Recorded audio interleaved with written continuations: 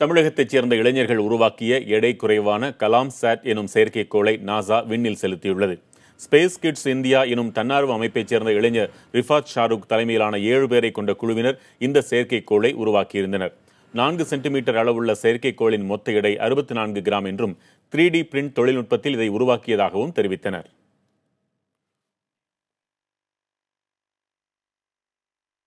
இது பார்த்தீங்கன்னா முழுக்க carbon fibre polymer, reinforced carbon fibre பாலிமரால் 3D பிரிண்டிங் டெக்னாலஜி யூஸ் பண்ணி நாங்கள் செஞ்சுருக்கோம். இது மட்டும் இல்லாமல் விண்வெளியில் விவசாயம் சாத்தியமா, மற்ற கிரகங்களுக்கு லாங் ஒடிசிலாம் போகிறப்ப நம்ம ஃபுட் அங்கேயே தான் ப்ரொடியூஸ் பண்ணிக்கிற மாதிரி இருக்கும். ஸோ அதுக்கான பாசிபிலிட்டிஸ் இருக்கான்னு விண்வெளியில் விவசாயம் இருக்கா, செய்ய முடியுமா அப்படின்ற ஒரு எக்ஸ்பெரிமெண்ட், அதாவது சில விதைகளை அனுப்பி டெஸ்ட் பண்ணியிருக்கோம். ஸோ அதை கோபிநாத் டிசைன் பண்ணார். இது இல்லாமல் இது எங்களோட ஒரு டீம் ப்ராஜெக்ட். நாங்கள் 7 பேர், டாக்டர் ஸ்ரீமதி மேம் தான் ஹெட். ஸோ நாங்கள் எல்லாம் சேர்ந்து இந்த சேட்டலைட் சக்ஸஸ்ஃபுல்லாக செஞ்சு இப்போ லான்ச் பண்ணியிருக்கோம். இந்த mission was a great success.